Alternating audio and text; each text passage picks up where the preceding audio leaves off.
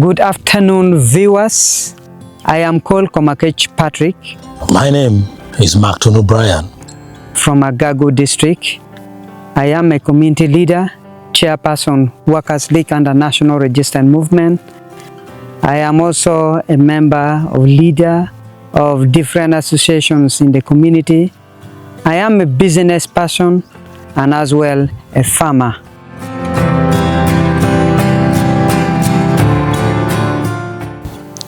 I'm a digital content creator, digital strategist, and also a concerned citizen who is a professional in agriculture.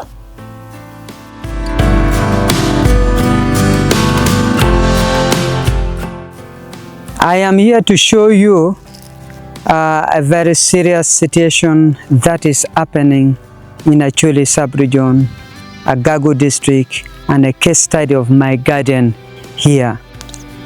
The condition here is heartbreaking. What am I talking about here? I'm talking about drought, extreme sunshine that has been taking place from April up to June right now. I am here in my garden, Granar's garden, that I planted in April, and up to now we have not received rain. So as you can see in my hand, a sample of some of the stems of my granates. I am not going to harvest anything out of it. When you look around, it's unbelievable in near future of our people. The leaders might have already been informed. And I think the leaders need to take action. This is not happening only in my garden, but also in everywhere in Agago district. My neighborhood here, you can see how their crops are. Things are not good. Things are not easy. As a result of this, I see this pathetic situation that will happen. That is, I see increased hunger, increased food insecurity, school dropout, and many other things. Therefore, I would like to request our leaders at Parliament, our leaders at district level, Ministry of Disaster, and then Office of the Prime Minister to intervene, to plan on how to help the people of Acholi sub-region, on how to help the people of Agago district.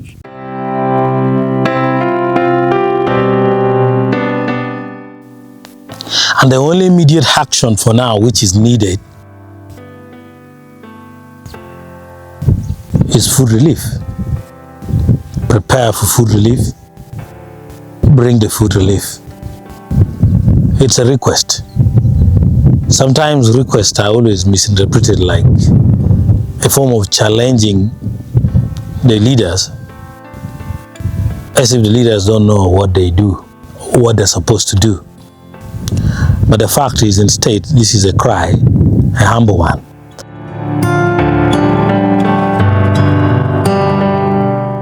In Agago district and Acholi sub-region, in previous years, by this time, people would be harvesting maize, people would be harvesting granas and other crops. You would see children taking roasted maize, taking nuts, and many other things. A number of people, majority population in Acholi and Agago district, survives on agriculture, as Senior has said. People have invested time, money, but the little that the government can help is relief. This is not happening right now. As a result of drought, I have been going to some villages, visiting some families. People are sleeping hungry. Children are not going to school. There is high food insecurity. There is a lot of hunger. Things are not easy. The rate of malnutrition is increasing in the community. As a community leader, I have witnessed this people are suffering. This one should also open our eyes on two things. Food security. Food security does not stop at production. It should be the responsibility of those who know, or those who are tasked with the responsibility, to inform and teach the community, to provide extension to the community that storage of food is part of food security. I would like now to ask the government of Uganda, especially different ministries like Ministry of Disaster and Preparedness, Office of the Prime Minister, Office of Northern Uganda, to request for relief assistance to be given to the families in Acholi sub-region and Agago district. Why? There are families that are more vulnerable than me. Though I spent 2 million in my garden and I'm not going to harvest anything at the end, still there are families that are badly affected. I would therefore request that they should be given some kind of relief, food items, and also the micro irrigation scheme project should be scaled up or increased so that our farmers do not only depend on the natural rain which God sent. In community stores, community satellite stations, granaries at home, sacks at home, very necessary. And also to the government level. We know under disaster and preparedness, either some money or some storage should be able to provide this kind of assistance. And it's also a wake-up call. Who knows? If we go deeper to do studies, we could wake up and realize that this is the effect of man activity that has influenced our climate.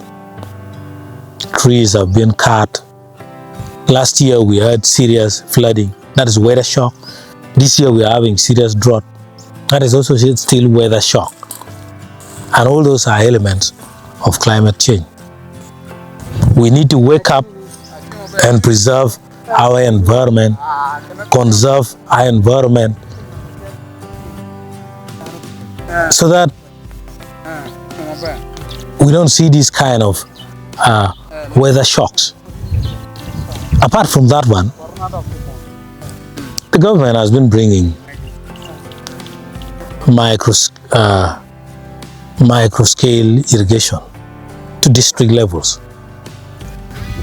Sadly, reports from the government says the funds and the resources are being misused.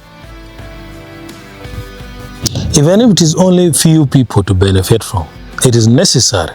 It sets precedent because there are people who can also may now get inspired by seeing from one or two that all this thing can be done and put their own money to water their cabbages, to water their onions.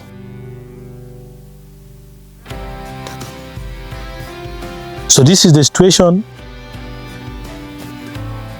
that needs help, not only from the government, even NGOs out there, those who work in this line, those who do humanitarian activities.